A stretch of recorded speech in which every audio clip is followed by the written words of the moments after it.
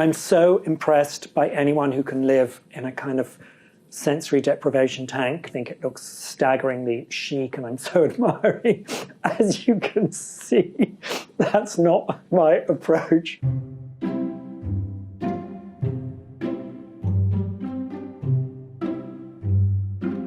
Hello Vogue, I'm Hamish Bowles. I'm the editor-in-chief of the World of Interiors and global editor-at-large for American Vogue, at home in New York City. And today I'm going to show you some of my favorite things.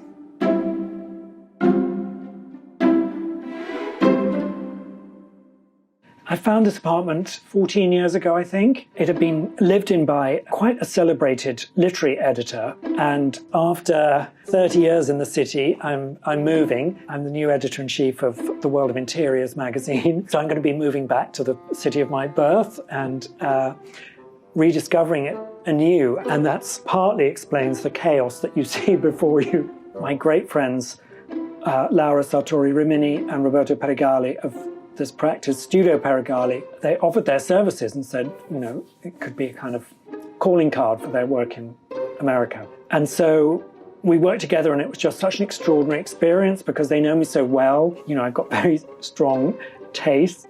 One of the amazing things that they did was to create this trompe-l'oeil. So it looks like the full door, and they put the hinges here, but this is like a trick of the eye because all this is a structural column. Actually, the door is here, kind of, then you sort of disappear into the bathroom here. It's very amusing because guests come and you can see them just fiddling with this handle and not knowing why they can't open the door. You know, something we were kind of forced to do by the planners, but it's become, I think, my kind of favorite little detail in an apartment that's full of wonderful details.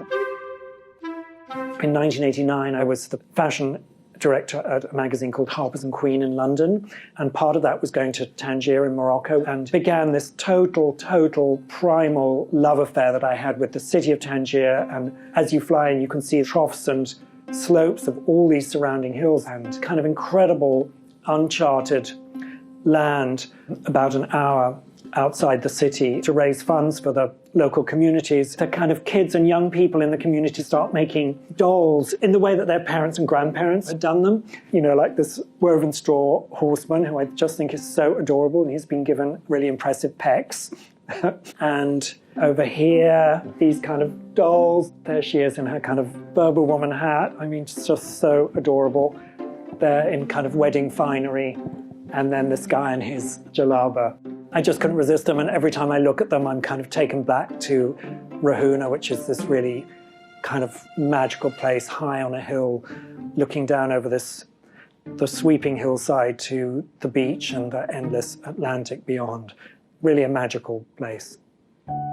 As a child of, I think, 8, I found a copy of Cecil Beaton's book, The Glass of Fashion, which was really him kind of talking about and illustrating with drawings and photography the people who'd shaped style and fashion through his lifetime.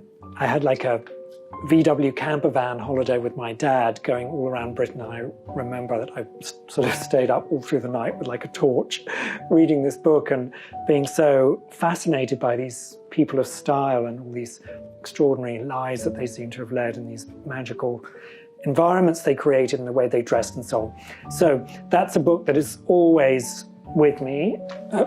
Actually, it's not Glass of Fashion, it's the dust jacket for Glass of Fashion, because clearly I've taken the book out and I wanted to preserve the dust jacket, which just shows you how often I reference the book. This is Cecil Beaton's New York, which is a wonderful kind of snapshot of the city in the early 1930s when he kind of came, and he was so excited by its possibilities, social and sexual, and on so many different kind of levels. And it's fascinating seeing his stylist's eye. It's rather bittersweet looking at Cecil Beaton's New York, because I wonder what Hamish Bowles' New York volume is going to be.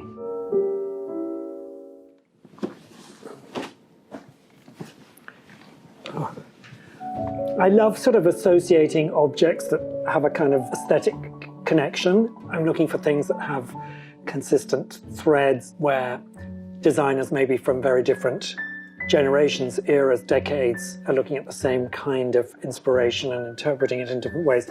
So I was very excited when I saw that Justin Vivian Bond was doing this series of eyes of sort of queer icons in a way. And so I'm delighted to have Cecil Beaton's eye.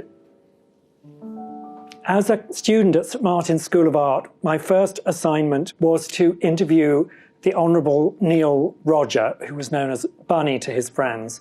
He was a kind of legendary British dandy. I went to visit him at home in Holland Park. He had this amazing double-fronted white gesso mansion, and I went up the steps, a little trepidatious, very nervous about my first interview, and he opened the door. He had I'll never forget it, he had a sort of scarlet turtleneck that showed off his very lithe figure. He was very proud that he had the same waist measurement as the Princess of Wales, and a very preternaturally smooth, pulled face. And he said his first words to me were, "Don't be alarmed, young man. I've had so many liftings, I'm the only man in London who has to shave behind his ears." Here he is, giving you full late 30s sort of gender fluid realness, I would say.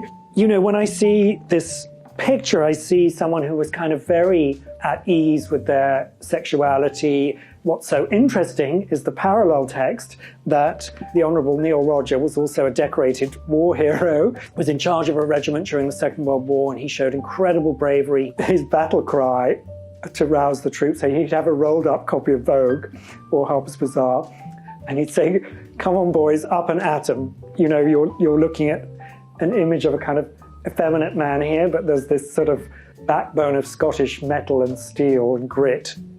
One of the things that I was focused on were his clothes, which had largely been made by a tailor called Watson, Fagerstrom and Hughes. I brought this one out just so you can kind of get a sense of when you wear it, there's really this kind of curve into the waist, and the sleeve almost becomes like a batwing sleeve. You can see it's sort of got this standalone hourglass shape. And in fact, another irony of Bunny Roger's style is that he developed this kind of neo-Edwardian throwback look, and a lot of kind of bachelor gents in Britain in the 1940s kind of went for this retro look. But then it was taken up by like the Teddy Boys and rockabilly culture, and you know, little did they know that the clothes that they were wearing were inspired by these great kind of forward-thinking queer guys, and it became this symbol of, you know, heteronormative menswear in the 50s. So I think I was quite an unusual little boy. I suppose my twin childhood heroes were not the soccer stars of the day, but I was obsessed with Cecil Beaton and with Noel Coward, who was a playwright and a songwriter, also a diarist and a novelist. I adored his music, I loved his plays, so I was very excited when some things came up that had belonged to Elizabeth Welch, who was a fantastic singer who had this bust of Noel Coward, and they were by Gladys Calthrop, Noel Coward's set designer. Through the years, Noel's become a kind of repository for hats. It seemed like a good idea when he just had one sort of graceful hat on. But as you can see, they've kind of accumulated through the years. I sort of tend to bring hats back from most of my travels. So Noel's now a little bit overburdened with hats, but there's nowhere else to put them.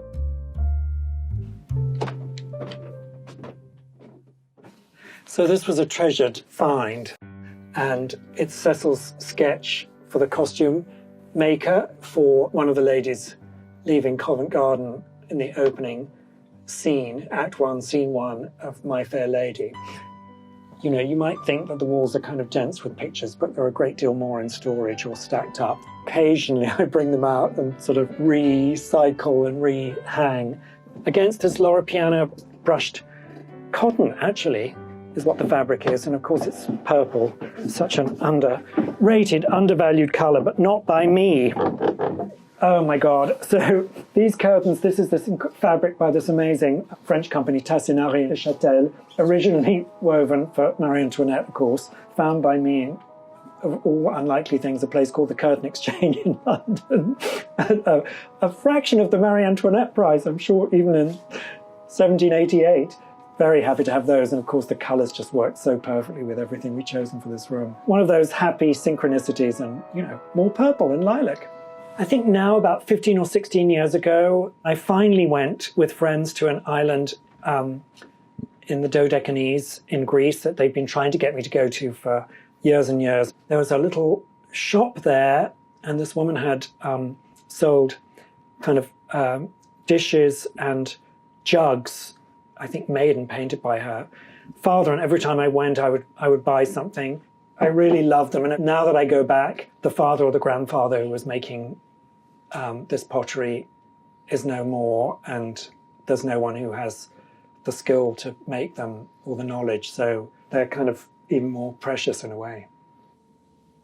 So this picture is quite the story. When I first moved to New York, which was 1992, 30 years ago, of course, I found this incredible parlor floor on 13th Street between 6th and 7th in a wonderful kind of 1850s brownstone.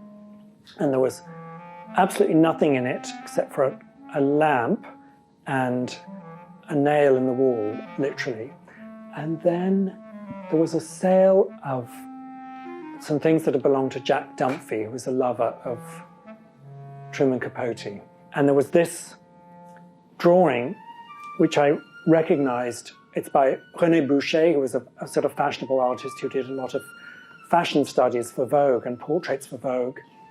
I loved his work, and obviously I was totally obsessed with Truman Capote. And so it was my first really significant purchase. And I brought it home. I didn't have a hammer and I didn't have a nail. There was this nail in the wall. And so I hung the portrait there. My landlady came up and she looked at the picture on the wall and she said, "That's strange. Why would Jack have left that picture?" I didn't know what she meant. And I said, "What do you mean?" And she said, "This very nice man called Jack lived in this apartment for 30 years. And he had that picture hanging on that nail. It had been Jack Dunphy's apartment. I had no idea when I'd taken the lease. This, of course, was his picture, and it was hanging where I hung it, of all the nails in all the walls in New York. The picture had come back to that, and I really thought, oh God, Truman Capote is going to look after me in New York. And he sort of has for 30 years. So this definitely gets the priority shipment treatment. So these have been some of my objects of affection. Thank you for joining me and indulging me. And now I've got to continue packing Post-its on priority objects that are going straight to London.